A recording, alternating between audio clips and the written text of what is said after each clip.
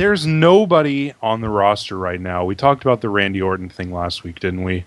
There's nobody on the roster who can acknowledge the fact that without The Rock and Steve Austin, there would be no WWF right now. There just wouldn't be. Guys like Undertaker and Triple H and Shawn Michaels and Bret Hart get all the credit whenever they get trotted out in their wheelchairs on Raw and SmackDown. But the fact of the matter is, The Rock, Stone Cold, and Vince McMahon were the on-screen characters that saved the WWF.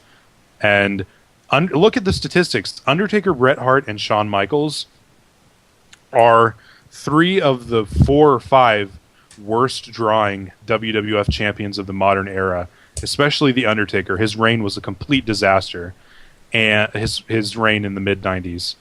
And just to see the kind of like rolling over, pathetic, ass-kissing society of praising The Undertaker in this company, whenever he's not there either, and he's not there either because he's hurt, I'm sure. And then to just, turn on the guys like The Rock. The Rock has every fucking right to not be there. If The Rock never came back, I would still consider him the greatest of all time. The Rock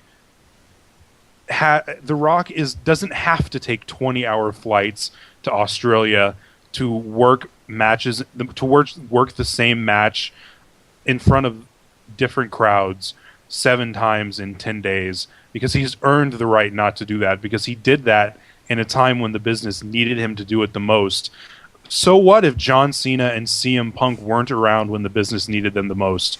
John Cena has done nothing but drive away the most coveted demographic in all of television, and people treat him like he's some kind of a deity just because he shows up every week. I guarantee you, if his shitty The Marine movie had grossed as much as The Rock's first movie, The Mummy 2, then John Cena wouldn't be doing wrestling right now. He would be shooting movies full time, because any fucking human being with a pulse who lives in a capitalistic society would rather take more money than work the same tired angle in a company where supposedly run by a lunatic with a bunch of yes men.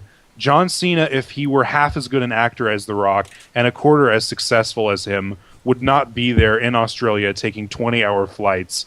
So this whole thing is completely disingenuous.